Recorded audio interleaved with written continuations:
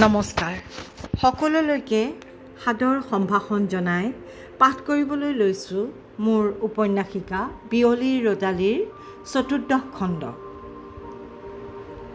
আকাশত ত্ৰয়োদশীৰ জোনে হাঁহি হাঁহি যেন আগুৱাই যাবলৈ হাত বাউলি দিছে। অচিনা নিচাত বিভোৰ হৈ চৌধুৰী গৈ আছে আগলৈ। আলিৰ দুয়োকাষৰ সেৰেঙা বাঁহনিৰ মাজেৰে জোনাক সৰকি আহি তেওঁক জিলিকাই তুলিছে। জালিকটা এখনি তোৰণৰ মাজেৰে তেওঁ গৈ আছে। ওঠলৈ বগোৱা বাই আহিছে গুণগুণকৈ জয়ন্ত হাজৰিকাৰ এটি গীত। মায়াময় ৰূপালী জোনাক ছায়া ঘন সৰলৰে পাত। হঠাতে অনুভৱ হ'ল বৰষুণী বা এচাটিয়ে যেন তেওঁক আলফুলে চুই গ'ল। বোৱতী পানীৰ মৃদু শব্দ শুনা যেন লাগিল। ওচৰে পাজৰে কোনো জনবসতি নাই, বৰ নিজান। চৌধুৰী লাহেকৈ আলিৰ পৰা গৰাই দি নামি গ'ল। তলৰ সমতল পাই তেওঁৰ এনে লাগিল আঘোণৰ চোতালত জোনাকে লুকা ভাকু খেলিছে। তাকে চাই নাচি নাচি বৈ গৈছে সৰু জুৰিটি। চৌধুৰীৰ মনলৈ আহিল সেইটি জুৰি নহয়, ৰিমজিমৰ কঁকাললৈকে বৈ পৰা চুলি কোচাহে। তেওঁৰ খুব কৰি হাঁহি উঠি গ'ল। কি যে উপমা! তাইৰ চুলি কোচা চৌধুৰীয়ে যিদিনা লক্ষ্য কৰিছিল, মানে কৰিব লগা হৈছিল, সেইদিনা তেওঁৰ বৰ খং উঠিছিল তাইৰ ওপৰত। কিয় ইমান ক'ব নোৱাৰা হৈ থাকে, নিজৰ লগত কি ঘটি থাকে তাৰ উমান নেপায়। খুব গালি পাৰিবলৈ মন গৈছিল। সেইদিনা সোমবাৰ আছিল। ৰিমজিম সম্ভৱতঃ শিৱ মন্দিৰৰ পৰা বাহিৰে বাহিৰে অফিচলৈ আহিছিল। আনদিনাৰ দৰে চেলোৱাৰ কামিজ পিন্ধা নাই, তাৰ সলনি বগা কপাহী মেখেলা চাদৰ পিন্ধিছিল। তিতা চুলিকোচা কোনোমতে বান্ধি আহিছিল। এনেকৈ আহিছিল যে তাইৰ চুলিৰ পানীয়ে কঁকাললৈকে কাপোৰ তিয়াই গাটো জিলিকাই তুলিছিল। চৌধুৰীয়ে মেটেৰিয়েল ছুপাৰভাইজাৰ বিনন্দ বৰাক কিবা এটা ক'বলৈ লৈ দেখে তেখেতে ৰিমজিমৰ জিলিকা পিঠিখনলৈকে চাই আছে। তাৰপিছত ইজন সিজনলৈ চাই দেখে সকলোৰে অৱস্থা তথৈবচ। ইফালে তাইৰ ভ্ৰূক্ষেপেই নাই। অন্য দিনা হ'লে কানুখুৰাৰ জৰিয়তেহে ৰিমজিমক মতাই আনে। সেইদিনা কিন্তু নিজেই তাইক তেওঁৰ কেবিনলৈ মাতি আনিলে। বেৰৰ ফালে পিঠি দি বহিব পৰাকৈ টেবুলখন ৱাৰ্ডবয়টোক লগাই ঠিক কৰি দি 10-12টামান ফাইল তাইলৈ আগবঢ়াই দিলে। তেতিয়ালৈকে ৰিমজিমে একো বুজি পোৱা নাছিল। চৌধুৰীৰ খঙাল মুখখনলৈ চাই বিবুধিত পৰিছিল। লাহেকৈ ক'লে তাই, ছাৰ, মোৰ টেবুললৈকে লৈ যাওঁ নেকি? চৌধুৰীয়ে অকণমান টানকৈ ক'লে, নালাগে, ইয়াতে বহা। খঙত চৌধুৰীৰ মাতটো ইমান কৰ্কশকৈ ওলাল যে তাইক কোনোমতেহে নপৰাকৈ থিয় হৈ ৰ'ল। চৌধুৰীয়েও অলপ বুজি পালে নেকি, কিছু মিহিকৈ ক'লে, মই কিন্তু এতিয়াই অফিচৰ পৰা ওলাই যাব লাগিব, কামখিনি বুজি লোৱাহি। তাই লাহেকৈ ক'লে, কওক ছাৰ। তাইক যে শোকে খুন্দা মাৰি ধৰিছে সেইটো চৌধুৰীয়ে বুজিছে যদিও উপায় নাই।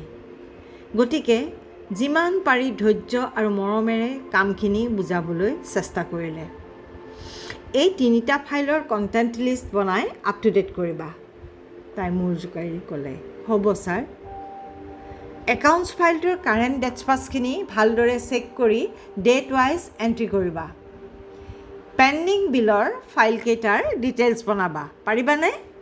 তাই সন্মতি দিয়ে, সূচক মূৰ দুপিয়ালে, পাৰিম ছাৰ। ৰিমজিমৰ সেমেকা শলাগ আৰু তাইৰ চুলিৰ পৰা উৰি অহা মিঠা সুবাসে চৌধুৰীক উন্মনা কৰি তুলিলে। লগে লগে তেওঁ কেবিনৰ পৰা ওলাই আহিবলৈ খৰধৰ লগালে। দুৱাৰখন পাৰ হ'বলৈ গৈ তেওঁ এবাৰ ঘূৰি চালে। ৰিমজিমেও চাই আছে তেওঁলৈ। তাইৰ মিচিকি হাঁহিটো চৌধুৰীৰ বুকুত মিঠা সুৰ এটি যে হৈ যেন বাজি ৰ'ল। নতুনকৈ লোৱা ল'ৰা দুজন আৰু খুচবুক লৈ পানীচুক এক্সটেনশ্যন চেণ্টাৰলৈ যাবলৈ চৌধুৰী গাড়ীত উঠিল। CGMCৰ আৰু এটা চেণ্টাৰ আছে শিলনীত। 10 বছৰ হ'ল আৰু এইটো নতুন, 2 বছৰহে হৈছে প্ৰতিষ্ঠা কৰা। কিছু কাম এতিয়াও বাকী আছে। চৌধুৰীৰ গুৰু অমল দত্তই কৈছিল, বিমল, জীৱনতেই হওক বা ব্যৱসায়তেই হওক, সাফল্যৰ জোখ কিমান উপাৰ্জন কৰিলা তাৰ ওপৰত নিৰ্ভৰ নকৰে, কিমানক পেটৰ ভাত দিলা তাৰ ওপৰতহে। বৰদেউতা, মই চেষ্টা কৰিম। চৌধুৰীৰ সেই চেষ্টাৰ ফল এই দুটা প্ৰতিষ্ঠান। শিলনীৰ প্ৰতিষ্ঠানত বৰ্তমান বোৱনী, শিপিনী, দৰ্জী আদিকে ধৰি 40জন কৰ্মচাৰী আৰু পানীচুকৰটোত 16জন আছে। নতুন প্ৰতিষ্ঠানটোত আৰু কি কি কৰাৰ স্ক'প আছে তাৰে এটা আভাস দিবলৈ গৈ চৌধুৰীয়ে নতুন ল'ৰা দুজনৰ আগত এটা দীঘল ভাষণেই দি দিলে। পানীচুক চেণ্টাৰ পায়ে চৌধুৰীয়ে খুচবুক লেডিজ কুৰ্তা চিলাব পৰাকৈ কাপোৰ নিৰ্বাচন কৰিবলৈ দিলে। ইতিমধ্যে তাৰ 4খন শালৰ পৰা 4থান অলিভ গ্ৰীণ কাপোৰ জমা হৈ আছিল। খুচবুৱে কাপোৰৰ ৰংটো বৰ ভাল পালে। চৌধুৰীয়ে ল'ৰা দুজনকো অলিভ গ্ৰীণ কালাৰৰ চাৰ্ট পিন্ধিব পৰা যাবনে নাই সুধিলে। তেওঁলোকে পাৰি বুলি ক'লত CGMCৰ সকলো কৰ্মচাৰীকে সেইটো কাপোৰেৰেই ইউনিফৰ্ম দিয়াৰ সিদ্ধান্ত ল'লে। তাত CGMCৰ নামটো এম্ব্ৰছিং কৰা থাকিব।